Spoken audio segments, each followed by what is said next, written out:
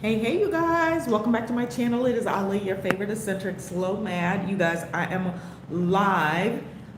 Today, we're just going to chat a little bit about the impacts of what's happening in the world right now. We're not going to get too political, but I'd be remiss not to talk about what's happening right now in the world, specifically as it pertains to us U.S. citizens. You guys, the latest of from the 2nd of January, 3rd of January in Nigeria and Venezuela, and now it seems like these things are going to carry on across the Caribbean. The impacts that it's having to us, travelers, just everyday people in the US, around the globe, everything.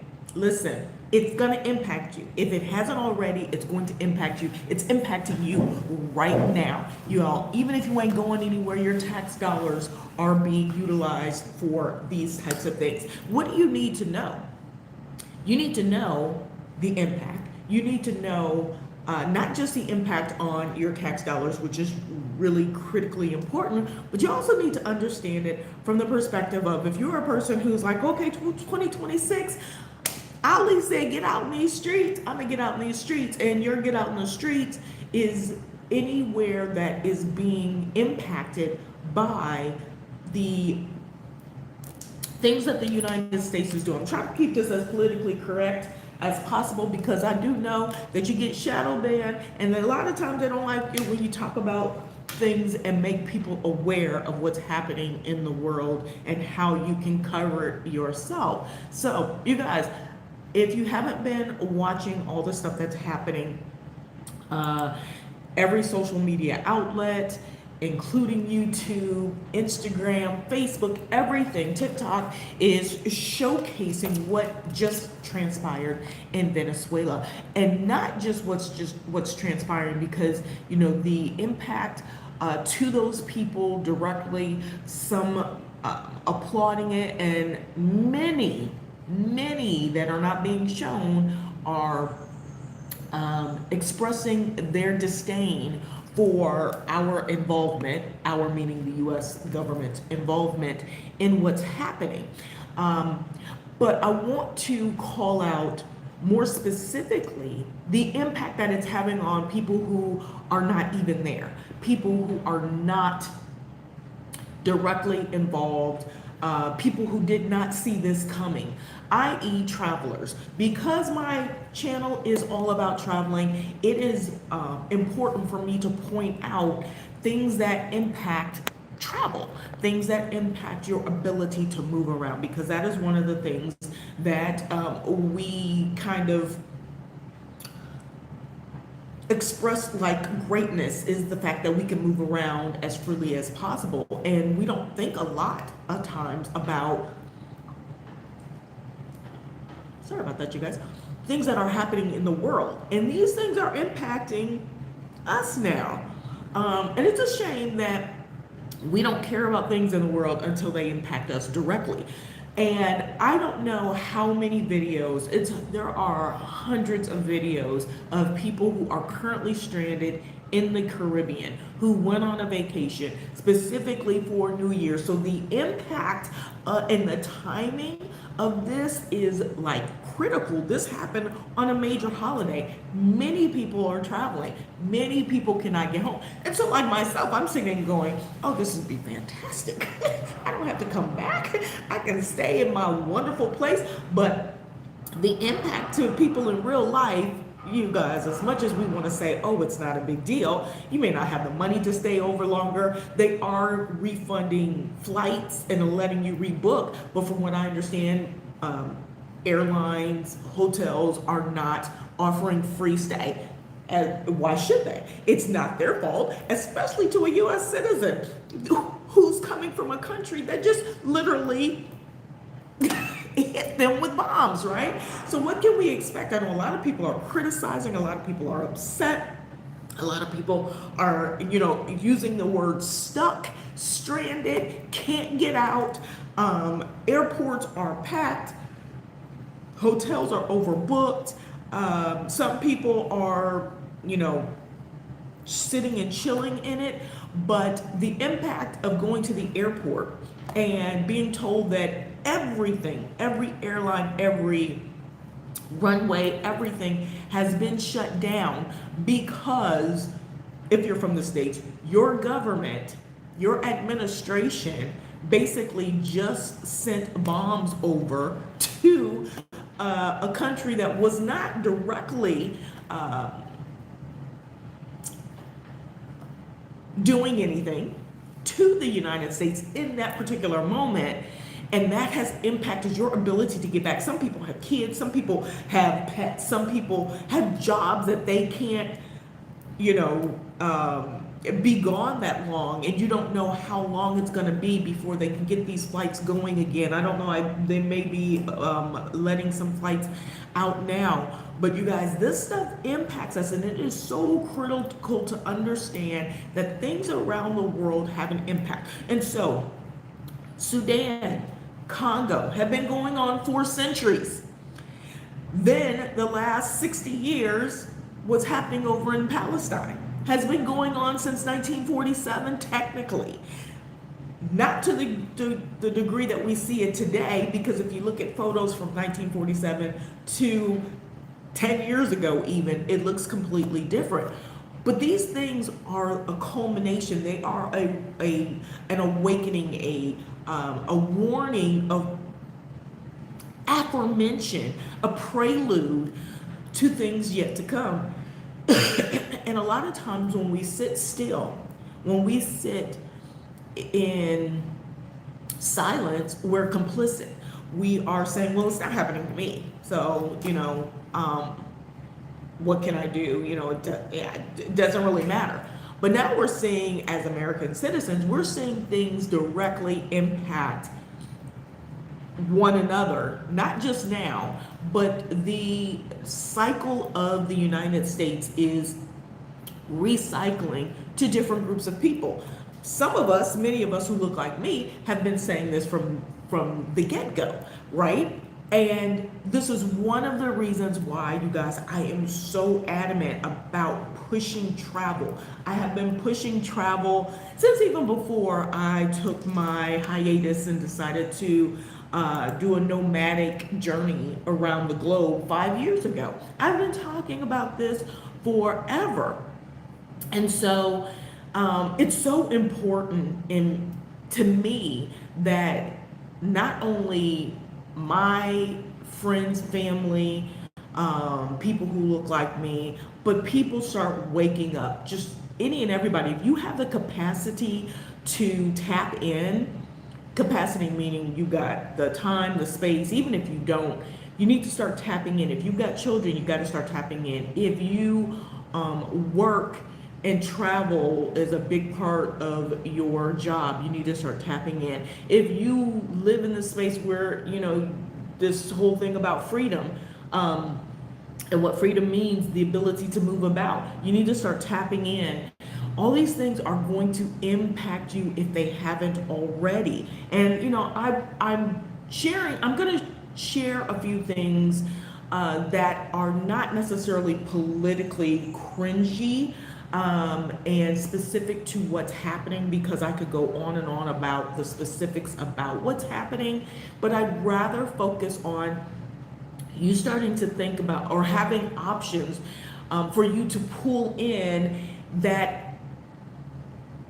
give you options for what to do next, right? Because a lot of times, I mean, everybody is talking about the degradation of it all. Everybody's talking about how horrible it is and how this, and you know, this is what we're doing, and you know, we're talking and talking and talking, and nobody is moving. And if you followed me forever, you know that I am a mover, I am a producer. I like to get things done, typically. I like to at least figure out the pathway to get things done. What can we do to resolve it? And if not resolve it for everyone else, resolve it for you. So there are things that you might want to think about, and you may be saying, okay, but I've got this issue, I've got that issue, I can't do this, I can't do that. So recently I posed a couple questions. What's keeping you from moving? What's keeping you from starting your travel journey? And a lot of you responded with things that are very critical, things that you need: money, family, whether it's spousal family that's not ready to go, kids that are still in school, jobs, having enough money saved, not knowing where to go, health issues, all of these things. Great. Those things are so important. So the first step is identifying where you are. And then my next question is, okay, well, do you actually want to get up and leave? Because a lot of times we will chime in on things, but we're not really interested and invested in doing anything different, right? So once you have identified the things that's keeping you from it, next thing is to say, well, do I really want to go? Do I really care? Because some people are like, yeah, I'll go on vacation, but I'm not interested in moving. I'm happy to stay. But as things are happening in the world, things are transpiring, I think more and more people, at least in my inboxes, are saying, okay, maybe I need to move my timeline up a little bit. Maybe I need to start thinking about what you're talking about, Ali, and what some of these other people are talking about. That's great. There's no pressure. I am not in the business of pressuring. I am in the business of informing. And if any of the information that I share grabs you, reaches inside and clutches your heart, and you say, okay, I'm on board, message me and we'll do some one-on-ones. You guys, you can check out my travel courses, shameless plug. You can check out some of my guides that I have out there. You can check out a number of different things. My YouTube channel, which is free 99, please get the information. It is here. But yeah, if any of this information resonates with you and you're saying to yourself, okay, the time is now. I may not have things holding me back, or I'm in a good position. Sometimes position is just a decision. And I say all that to say it's not always going to be 100%. It's not always going to be like perfect. And for some people, I want to throw this mental perspective out there that we are living in multiple realities, multiple universes, like just mentally, because when you can see groups of people who don't see anything wrong with the impact to another group of people, and those things are forcing the next wave of decision making for you, we might be in a little bit of a conundrum, right? So we want to start thinking about what can we do for ourselves? How can we impact ourselves? And you guys are probably saying, well, why would I leave? Because this stuff is happening all over the world. If those are the questions you're asking, then this is not for you. Then the move is not for you. This freedom or sabbatical is not for you. This conversation is for people who are like, okay, I'm really interested in looking elsewhere, looking to see where we can and cannot go, where I can and cannot thrive, or just where I can. Take the cannot part out, because the cannot has been a thing for the longest. We have been cannotting for the longest, right? So the point being that is, if any of this sits with you and you are sitting on your heels or on your toes, and you're just saying, okay, I'm ready, what can I start to do? Because obviously what just happened on the 3rd is not the beginning. My point in bringing up Sudan and Congo and Eritrea and Eritrea, I'm saying it wrong, but what's Ethiopia area, Eritrea, I believe, Sudan, Congo, Palestine, all these. My point in bringing up those places, and Cuba in the past, and Libya, and all of these, the whole continent of Africa. My point of bringing those things up is to say that one thing lends to the next. It's never just a one-off. It's always a pulse check, in my opinion. I call it Pleasantville. It's always, let's see how far we can go. Let's see who stands up. Let's see how much people fight. And sometimes the fight isn't necessarily you standing out with your pitchfork and and all of that. Sometimes the fight is in saving yourself. Sometimes the fight is in doing something different. in stepping beyond the fear that you have, stepping beyond what you've been told is the thing to do. Sometimes you're like, okay, I want to do something else. I want to experience something else. Or maybe you're like, okay, this is going to go way beyond anything that I can comprehend. I want to live my life while I know I can live it. Listen, the rest of the world is listening. The rest of the world is watching. There is always going to be turmoil. There's always going to be something happening in the world. When do you decide that it is the right time for you? And this may be it. So I share videos, like I said, on different places around the world. I have a travel course on how to get started on your travel journey. My travel course was created during COVID. That is still valid. Even the COVID parts are still valid. Because if you don't think that a lot of that is going to recycle itself and pop up in a different formation, you may be surprised when it actually does. Because you guys, this is not, again, a one-off. What's happening in Venezuela is going to creep its way over to the next shores. They're talking about Cuba. They're talking about Mexico. They're talking about Colombia. Surprised they're not talking about Brazil a little bit more, and Argentina a little bit more. But it may be because their hands are already deep into the pockets. I don't know, y'all. I don't know. I'm just throwing things out there. I'm just throwing things out. So one, finances always seem to be the big thing. Do you have your finances in order? And if you don't have your finances in order, meaning you have some savings or you have, you could take a sabbatical or whatever, how do you start making money? This has been the hardest thing for me in my journey of working 38 years in corporate America. The hardest thing for me has been reinventing myself in another space and doing it at the level in which I know I'm capable of. It means getting on with the trends, even when you don't like the trends, when you need to make money and be visible, because making money is simply about visibility. Figuring out the ways to be visible in the way that is rewarding for you, to you, and matches what your message is, that's probably the most complex part in all of this. Because I think a lot of times we have the ideas.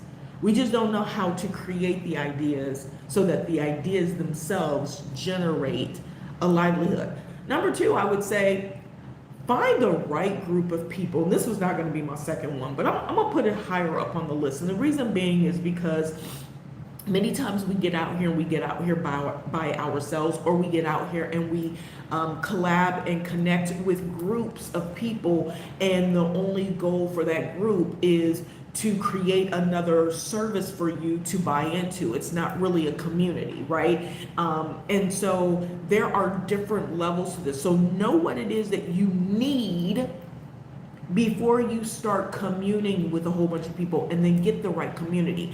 Because just because you're around a group of people who look like you, act like you, walk and talk like you, or have experiences like you, that doesn't mean that they are moving forward like you. That doesn't mean that they are interested in building with you. It might mean that, oh, okay, I feel comfortable in this group, I could still live and do the things that I want, but I don't have to actually build. And that's one of the things that a lot of us collectively we don't have. We don't have the communities that are building anything together. We have one-offs that are building things that we can enjoy and be entertained by, and pop in here and there, but we are not collectively doing things together. Otherwise, we would be more pronounced in those things, right? Hey, you guys, I'm just seeing D-Bub, Kakashi, that sounds Japanese, and Hi Me. Hello, I'm here for a bit, but I promise another live I will be back. I appreciate you stopping by. I am simply talking about um, things that we need to do to make a move or make a change, and whether it's where you live or you're planning on starting something new. I'm on number two. So the first one is the financial part. The number two thing is building community and figuring out the community that's right for you. I think, again, that is an area that we really don't do that great in. Or we speak a lot, we talk a lot, we talk about what we can do. And I'm going to be honest, y'all, I have not found the community yet. I found bits and pieces. I found some people who want this and that. And as time goes on, as the more you wait for community, a lot of times it puts you in different positions as time goes on. And so I'm in a different position, so now I need to address things that I need a little bit differently. But again, saying that you need to do things for yourself when we have been trained, co-trained, and told and over again, wait for other people, wait until, make sure you have this, don't do things by yourself, all this, we need community, but it doesn't mean you have to wait for community. Sometimes you build community. There are over 7 billion people in the world. There are mindsets that align with yours, more so than not. But a lot of times the reckoning is realizing that they may not look like us. They may not come from the same neighborhood. They may not be what we envisioned. I've had this happen a couple of times in different scenarios. Being free means being open and ready, right, for what may come. And I think that is one of the biggest things that we struggle with, is we are not ready for what may come. We are fighting tooth and nail to hold on to what was and is, even though we struggle with what was and is. We fight against what was and what is, but we're not ready to change what was so that we can create the new is, if that makes sense. I love this so much, but indeed, my school community is, I love that. I love it. Everybody's at a different point in their lives. Some people are like, well, I don't need people to help me build compounds. I'm not into that. I'm not interested. You know, I don't need people to help me get information. I don't need language coordinators, people who help break down the barriers of culture differences. You might say, I don't need that, or maybe I need only this part, I only need this part, I only need this part. Whatever part you need, I'm only stressing, start now. Start working on it now, start acknowledging it now, start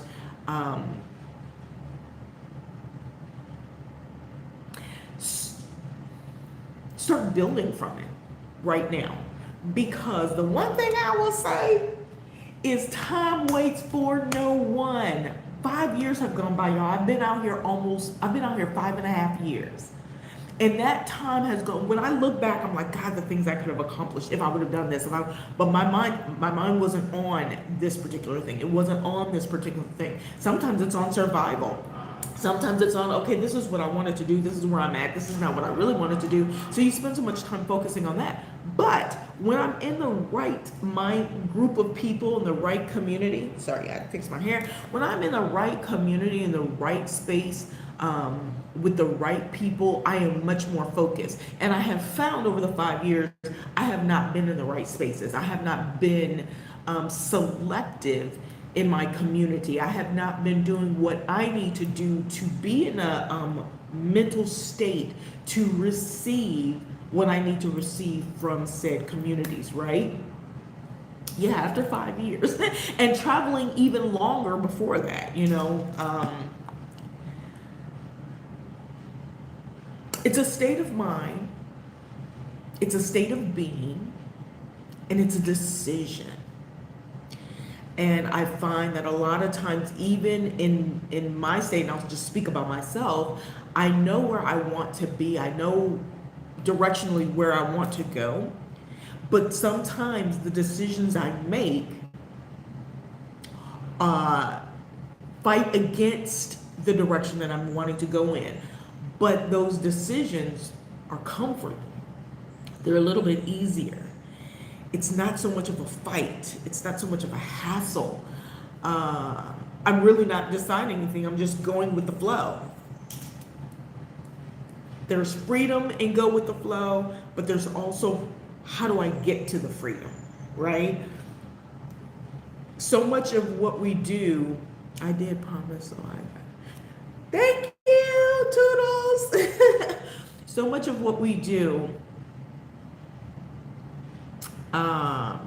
is impacted by the decisions that we make. Is impacted by the decisions that we make, but also impacted by the environment that we're in, the company that we keep, okay? It's also impacted by the company that we don't keep. So a lot of times when we're indecisive, we can't figure something out, but we don't seek out the knowledge, expertise, outside of ourselves. We also stay pigeonholed. We also stay in this space of tomorrow. I'll do it tomorrow. I'll try tomorrow. Oh God, it's overwhelming. I'll do it. Trust me, I know. I've gone through ebbs and flows consistently. And what I find, and I'm going to leave you guys with this, what I find helps get me to the top of the hill, because I got to walk over the hill. But what helps push me to the top of the hill is when I'm in a space, and not necessarily everybody agrees with me, because I don't want agreement, because if everybody agreed with me and I'm already doing everything properly, I wouldn't be seeking her trying to figure out how to do it properly, to do it differently. There is a kinetic pull and push that resonates with me, and I identify it really quickly. I just haven't experienced it very often. And what it is it's the energy that motivates you and inspires you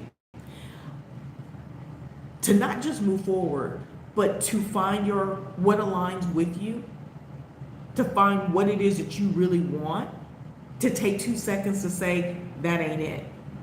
To take 2 seconds to say, that's closer.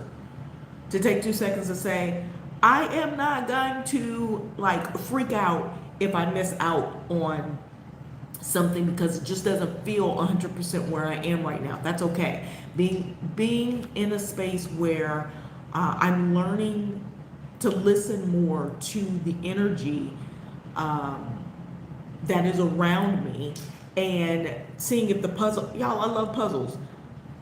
Does the piece fit? A lot of times the piece doesn't fit. And I have found myself, even when the piece doesn't fit, trying to force the piece in. Okay, well, I'm gonna let this ride for right now. I'm gonna let this piece sit on my board until I figure it out. No, the piece doesn't fit. Throw it away.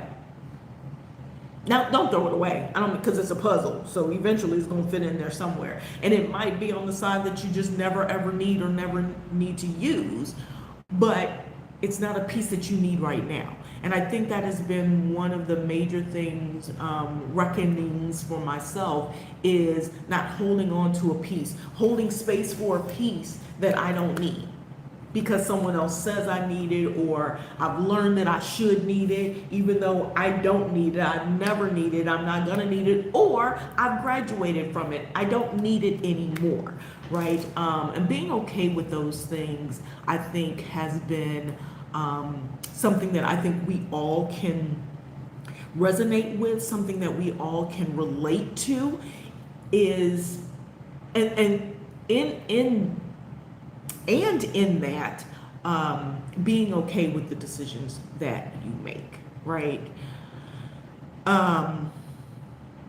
So in travel, in the world of travel, in order to be successful, because one of the things that pops up all the time is success. How do you do it? How do you get out here?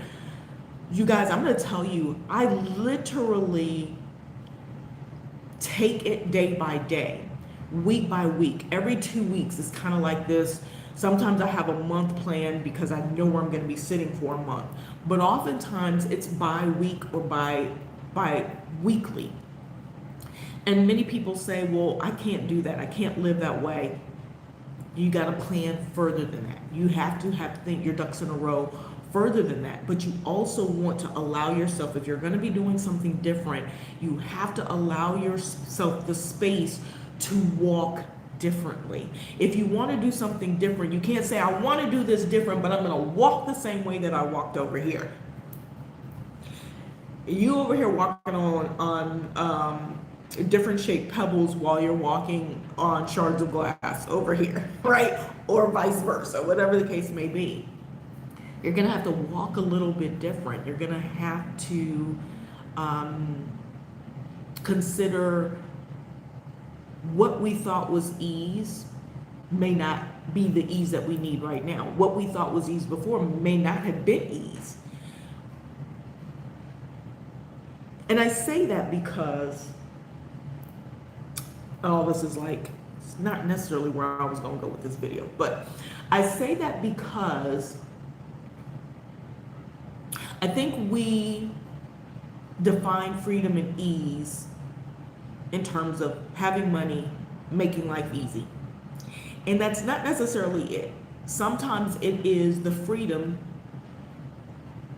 to be somewhere for 1 month and then go somewhere else. It is to have the space to live somewhere for 5 years. Like I could literally be in Thailand for extended amounts of time for 5 years legally on a visa that I have now attained, but I can come and go as I please, right? It looks different for many of us. Our pathways are not all the same.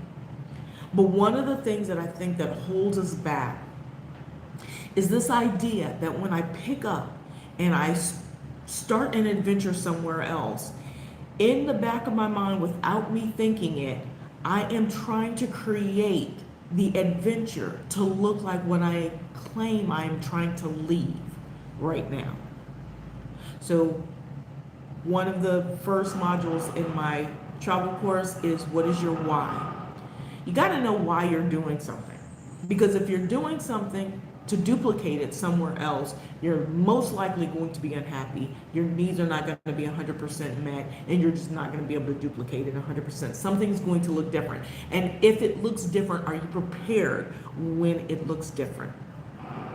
All right, y'all, I could go on and on and on. I'm gonna get out of here. That's all I got to say. If you want to talk more, I am considering starting my community of conversations where we dig into some of these things and really talk about the things that impact each one of us on a more private level, group level, rather than these big forums like this.